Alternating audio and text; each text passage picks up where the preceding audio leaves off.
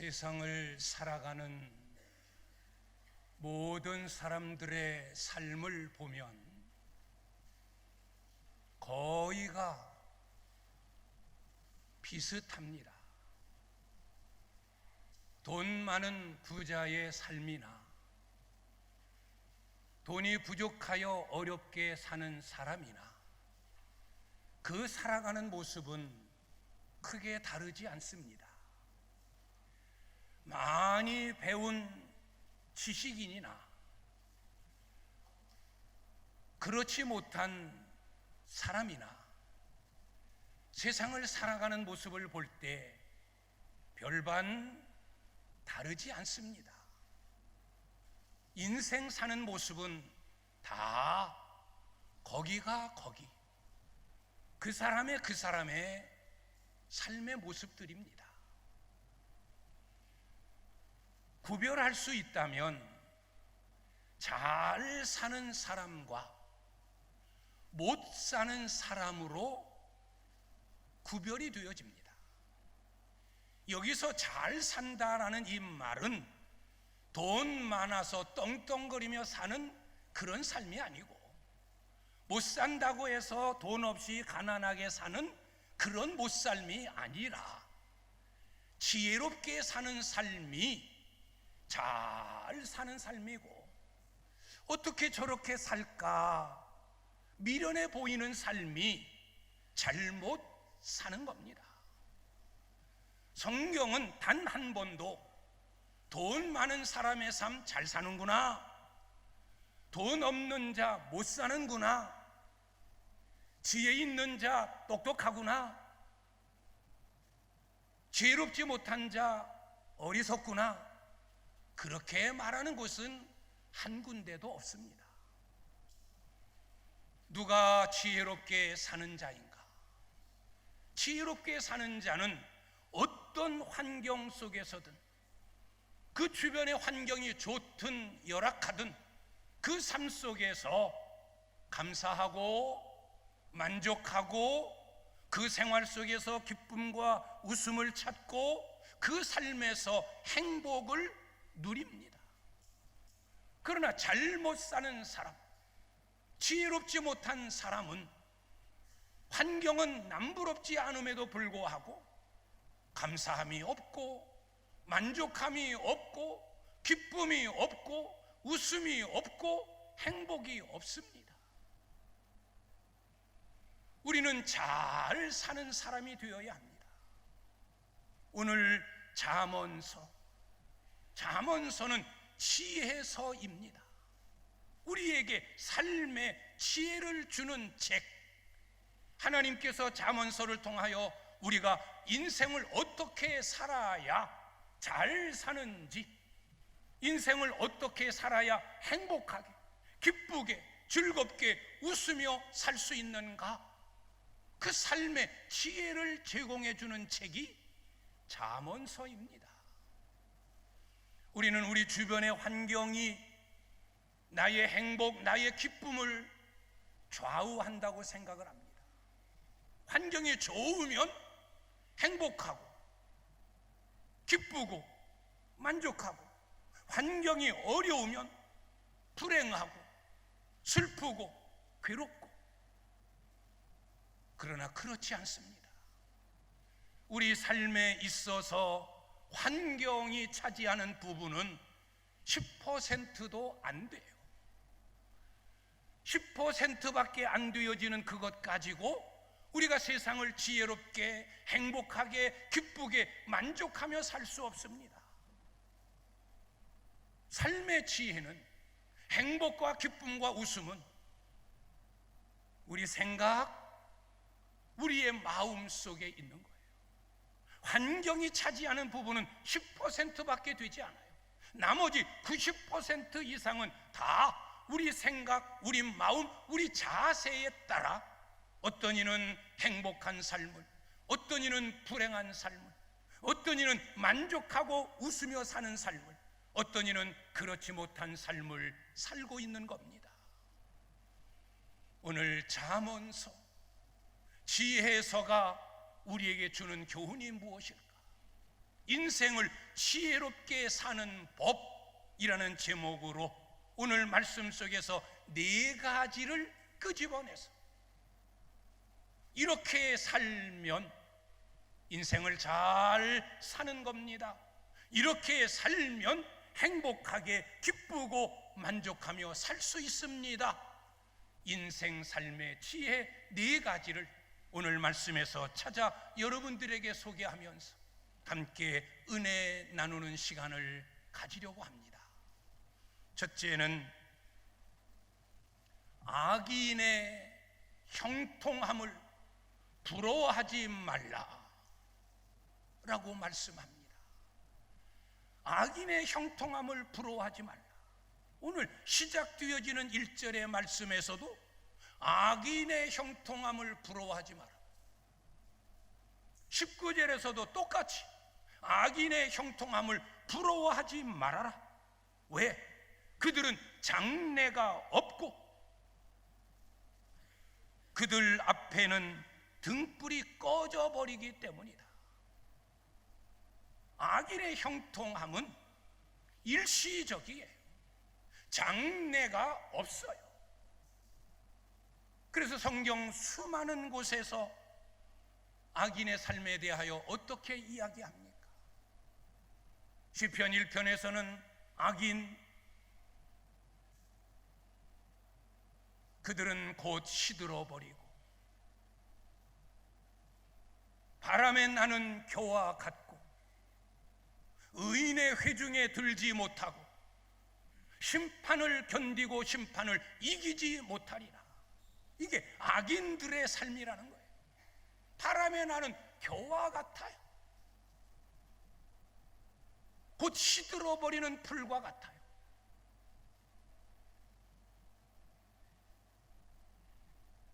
의인의 회중에 들지 못합니다. 결국은 망함입니다. 이게 악인의 삶인데 왜 의인된 우리들이 그들의 형통함을 보고 부러워하느냐? 여기서 말하는 이 악인은 히브리어로 라예요. 라. 이 라라는 이 단어는 폭넓게 쓰여집니다.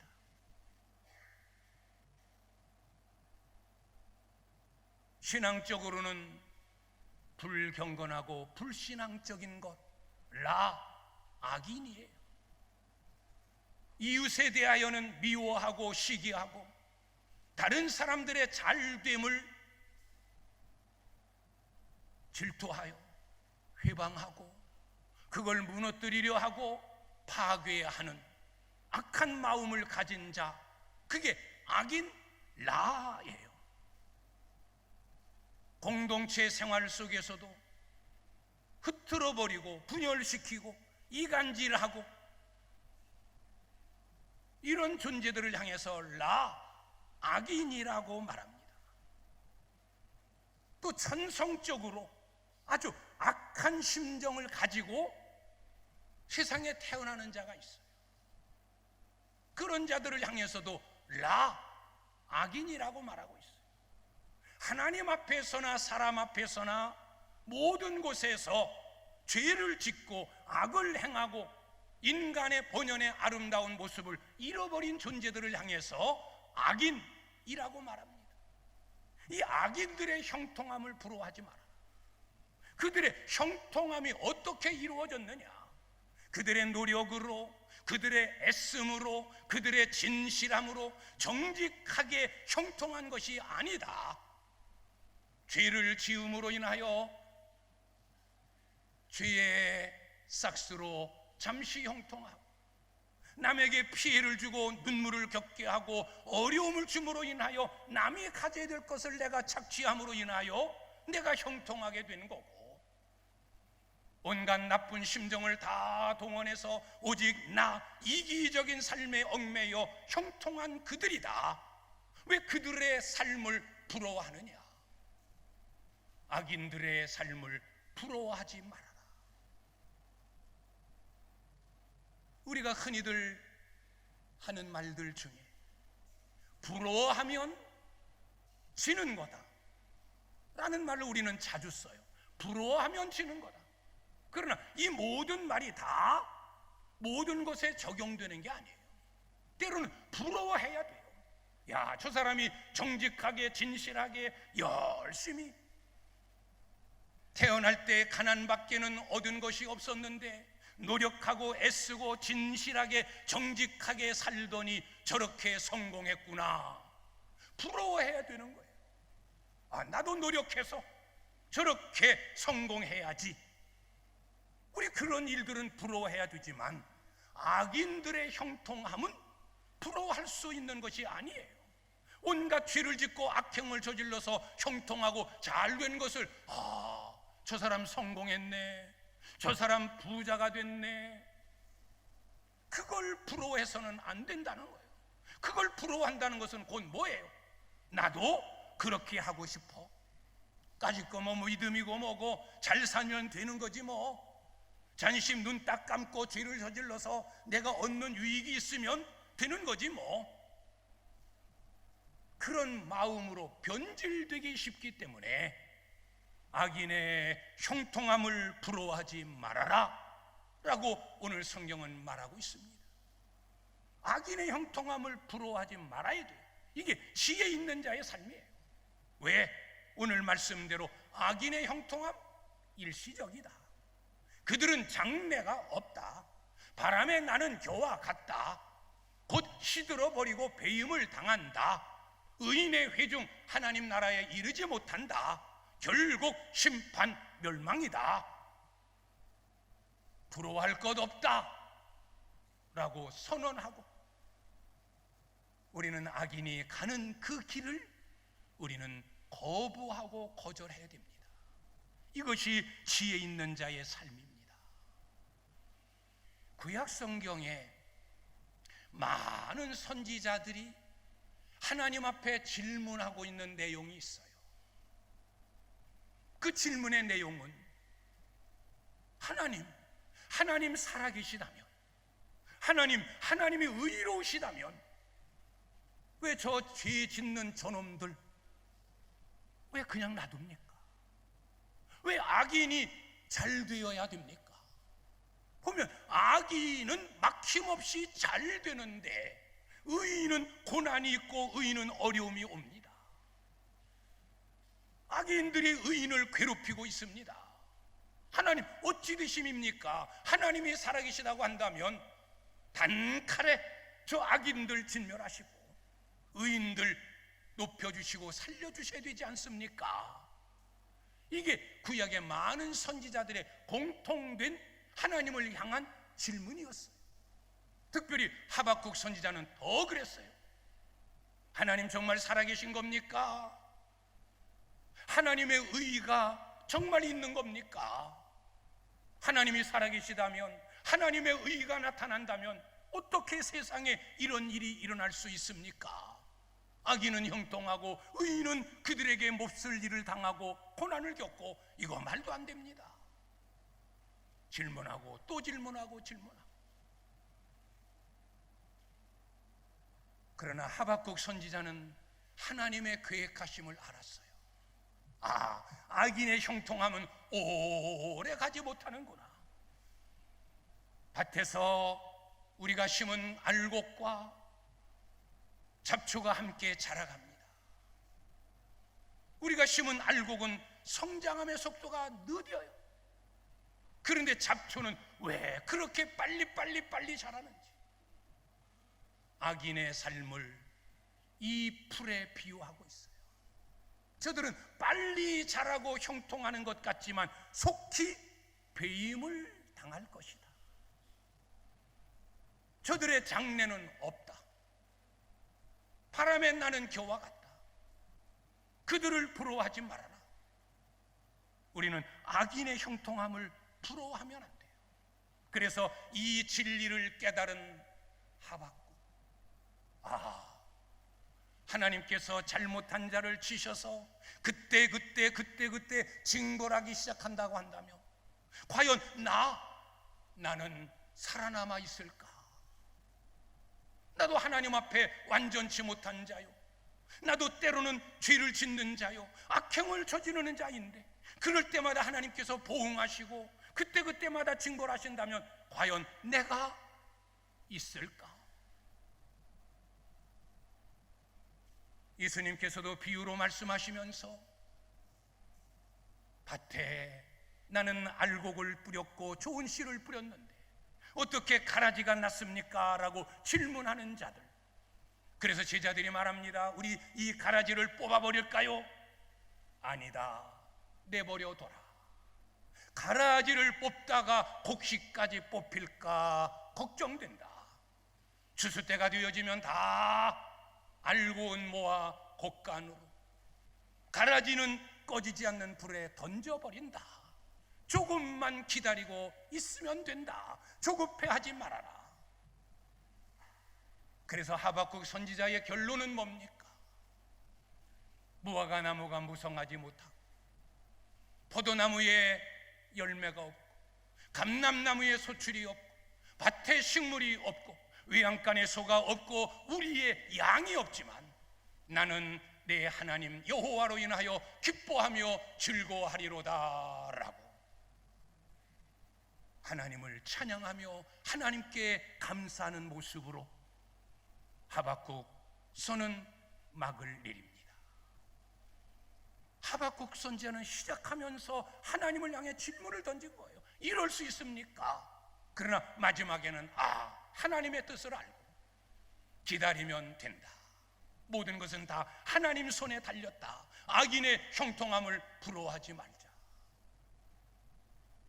여러분, 악인들의 형통함을 부러워하여 같이 악을 행하고 같이 죄 짓고 같이 불경건하고 같이 부끄러운 삶으로 살아가서 세상적인 것 얻으려고 조금 더 잘되고 조금 더 가지려는 그런 악인이 되지 않기를, 그게 곧 지혜로운 삶임을 여러분들이 확신할 수 있기를 주님의 이름으로 축원합니다.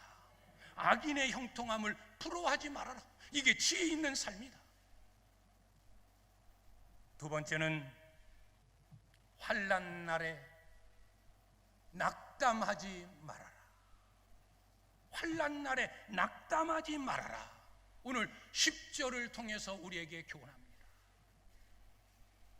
믿음의 사람이나 믿지 않는 사람이나 경건한 사람이나 불경건한 사람이나 기도하는 사람이나 기도하지 않는 사람이나 하나님을 믿는 사람이나 하나님을 대적하는 사람이나 똑같이 세상 속에서 사는 동안에는 환난을 만납니다. 환난이 있습니다. 목사에게도 환난이 오고 평생을 믿은 여러분에게도 숱한 환난이 옵니다. 이 환난 날에 낙담하지 말아라. 환난 속에서 낙담하는 자들이 많아요. 낙담과 비슷한 말들이 뭐예요? 낙심, 낭망.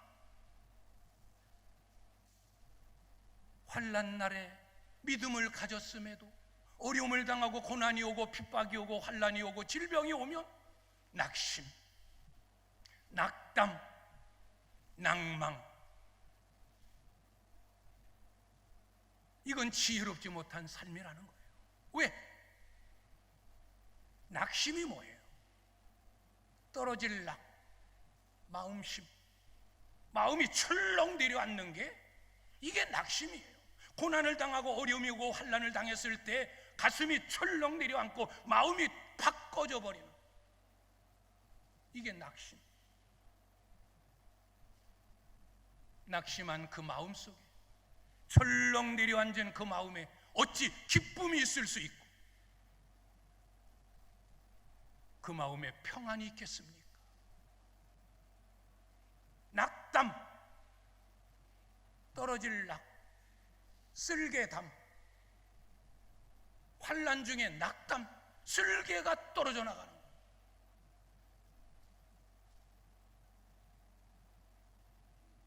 몸이 병들고 환난 날에 괜히 신경 쓰고 그거 끌어안고 전전긍긍하고 왜 나에게만 이런 일이 다가오나, 그것 끌어안고 고민하기 시작하면 결국은 몸에 병드는 거예요.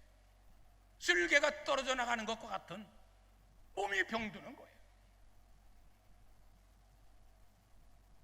낭망, 희망이 사라지는 거예요. 희망이 떨어져 내리는 거예요. 그러니 삶의 의욕이 없는 거예요. 뭐 살아봤자 별것 없네, 내 인생 끝났네. 희망이 사라지고 의욕이 사라지니까 세상 살지 말자, 환난 많은 세상 떠나버리자. 능히 이겨내고 견딜 수 있는 일들 속에서도 낭망하면 삶의 의욕을 잃어버리니까 스스로 목숨을 끊는 그런 일들이 비일비재하게 우리 주변에서 일어나는 거예요. 이것처럼 어리석은 일이 어디 있어요? 다 누구에게나 환난이 오는 건데, 몰라서 그렇지 평안해 보이는 저 사람에게도 나름대로의 환난이, 늘 보일 때는 환한 얼굴, 기쁜 모습으로 만나는 것 같은데 그 사람의 삶에도 혼자 흘리는 눈물이 있고, 이게 세상살이에요. 이게 다 모두가 다 비슷한 삶인데 그 환난 때문에 낙심하고 낙담하고 낭망하고 어리석음이다. 인생을 그렇게 살지 말아라. 그러면 낙담, 낭망, 낙심할 수밖에 없는 환난이 올 때 우리는 어떻게 해야 되느냐? 성경의 처방은 기도하라는 거예요. 기도해라. 기도하면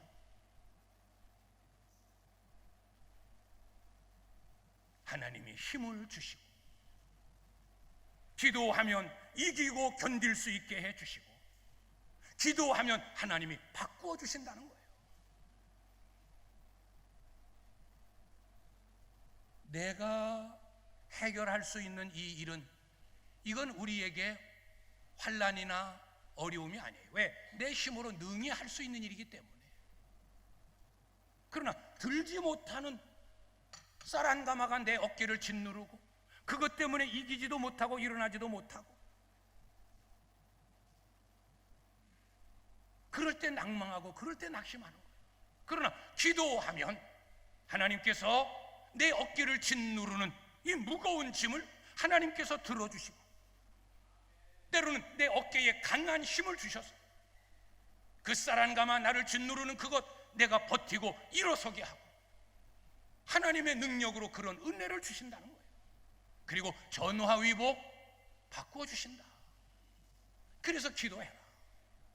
빌립보서의 말씀이 뭡니까? 아무것도 염려하지 말고 오직 모든 일에 기도와 간구로 너희 구할 것을 감사함으로 하나님께 아뢰라.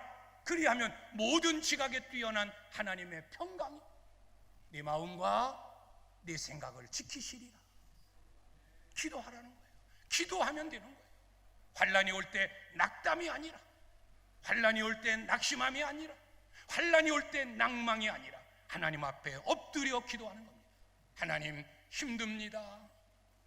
무겁습니다. 내 힘으로는 질 수 없습니다. 하나님 도와주십시오. 하나님 해결해 주십시오. 하나님 역사해 주십시오. 하나님은 살아계신 전능하신 하나님입니다. 나는 하나님밖에 의지할 자 없고 하나님만 믿습니다. 기도하면 하나님께서 다 여러분의 환난, 여러분들의 무거운 짐을 해결해 주실 줄 믿습니다. 그래서 환난 날에 낙담하지 말고 기도해라. 낙심하지 말고 기도해라. 낭망하지 말고 기도해라. 기도가 답이다. 또 하나는 인내예요. 환난이 올 때, 어려움이 올 때 인내하는 거예요. 참는 거예요. 왜? 나를 힘들게 하고 나를 어렵게 했던 그 환난, 그 무거운 것들 다 지나가기 때문에. 때가 되면 다 지나간다. 때가 되면 다 잊어버리게 된다. 여러분들이 평생을 살면서 그때그때 걱정되고 염려되고, 아이고 어떻게 하나 내 인생 끝났네, 그런 일들을 지금까지 끌어안고 거기에 얽매여 살아가십니까? 아니잖아요.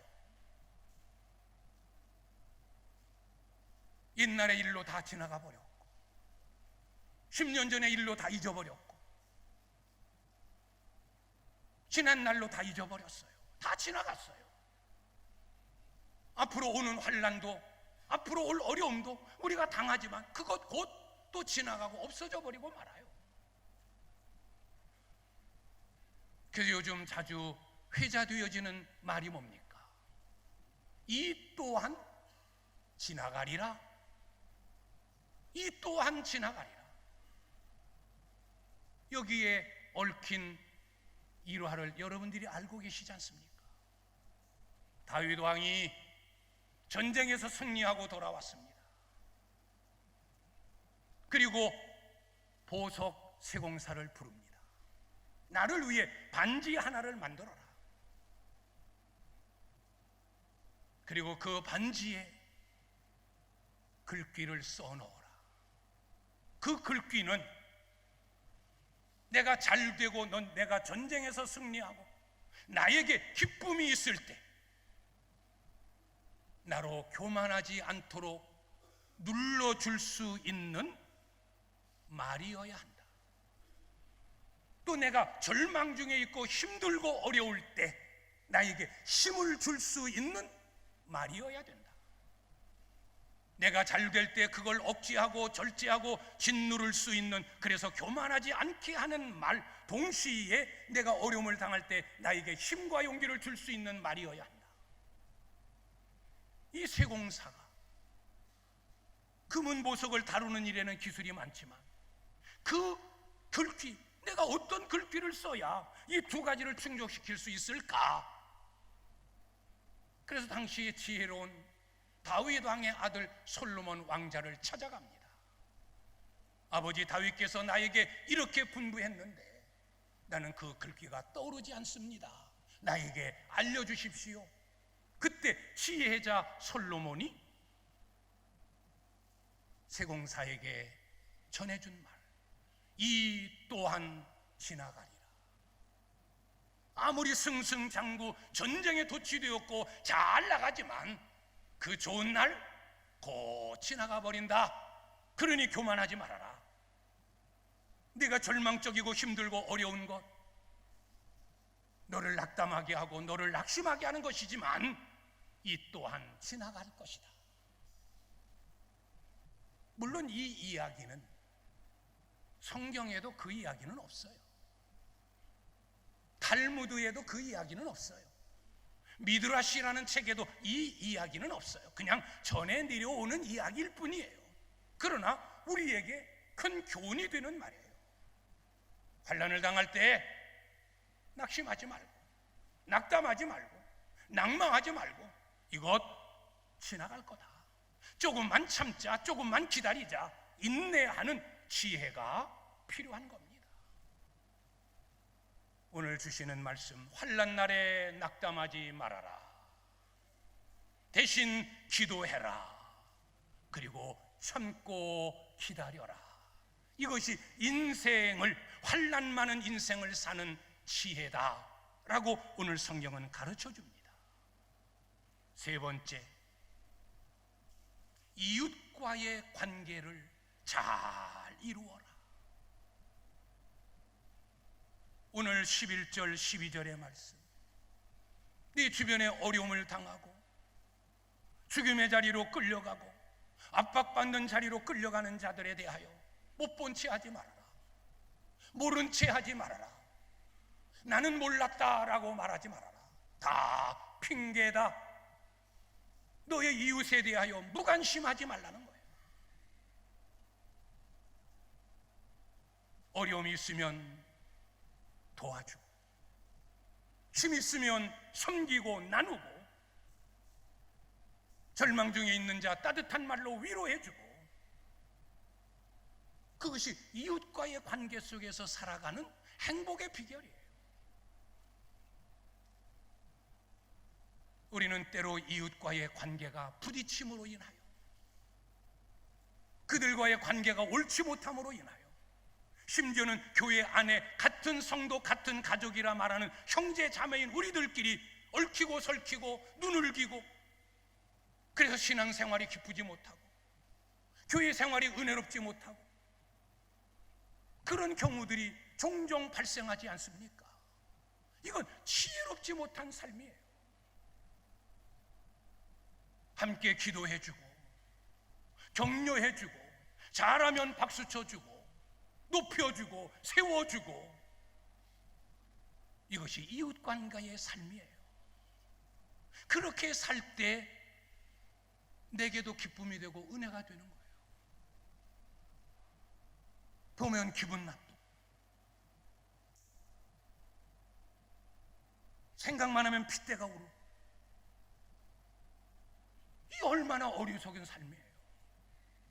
왜 인간관계의 잘못된 부딪힘으로 인해서 당사자인 내가 괴로워해야 되고 짜증내야 되고 기쁨을 잃어버려야 되고 교회 생활이 즐겁지 못해야 되고, 왜 그러느냐? 그건 지혜롭지 못한 삶이고 지혜롭지 못한 신앙생활이에요. 미워하고 시기하고 질투하고 기분 나빠하고 이간질하고,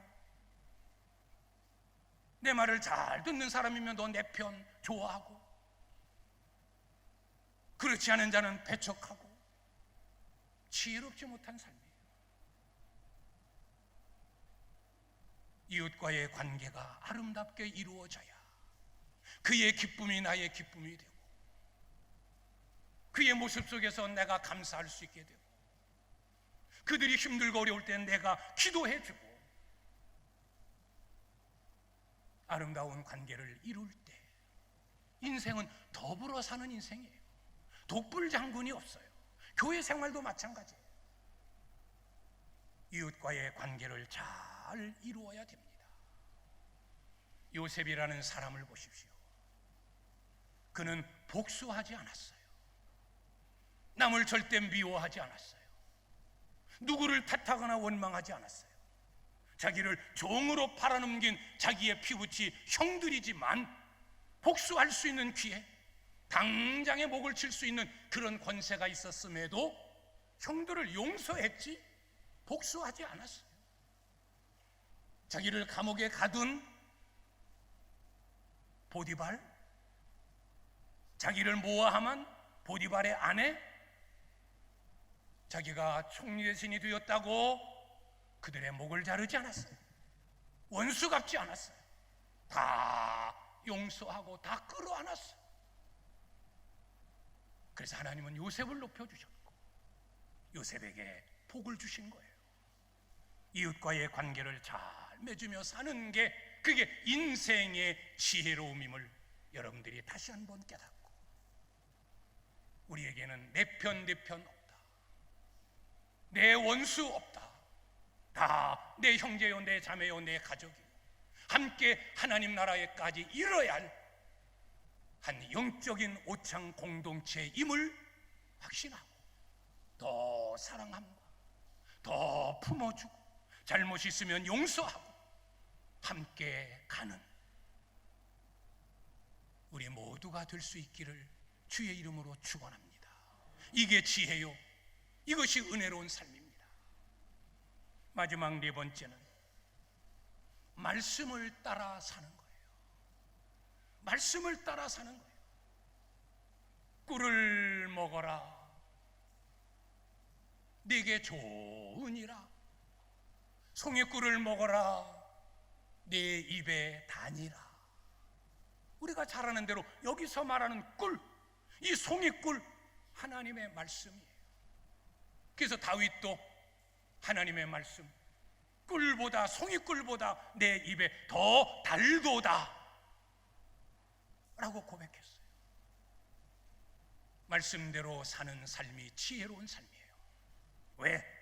시편 119편의 말씀, 주의 말씀은 내 발의 등이요 내 길의 빛이니이다.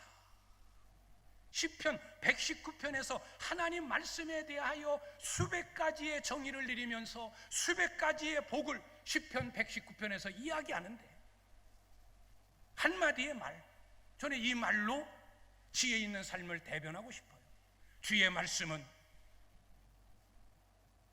내 발의 등불이요 주의 말씀은 내 길의 빛이니이다. 어두운 세상 어둠에 헤매이지 않도록 등불이 되어주고 칠흑같이 어두울 때 빛이 되어주는 하나님의 말씀, 그 말씀대로 사는 자가 지혜로운 자인 줄 믿습니다. 인생을 지혜롭게 살자. 인생을 지혜롭게 사는 법 4가지, 우리 잠언 24장을 통해 오늘 말씀을 나누었습니다. 다시 한번 기억하십시오. 악인의 형통함을 부러워하지 말자. 환난 날에 낙담, 낙심, 낭망하지 말자. 대신 기도하고 인내하자. 기다리자. 이웃과의 관계를 잘 이루자. 저들의 기쁨에 함께하고 저들의 아픔에 함께 동참하고 나누고 섬기고 도와주고 온유함으로 품자. 주의 말씀을 내 발의 등불로 삼고 내 인생길의 빛으로 삼는 인생을 지혜롭게 살아가는 우리 귀한 성도님들이 다 되실 수 있기를 주님의 이름으로 축원합니다. 기도하겠습니다.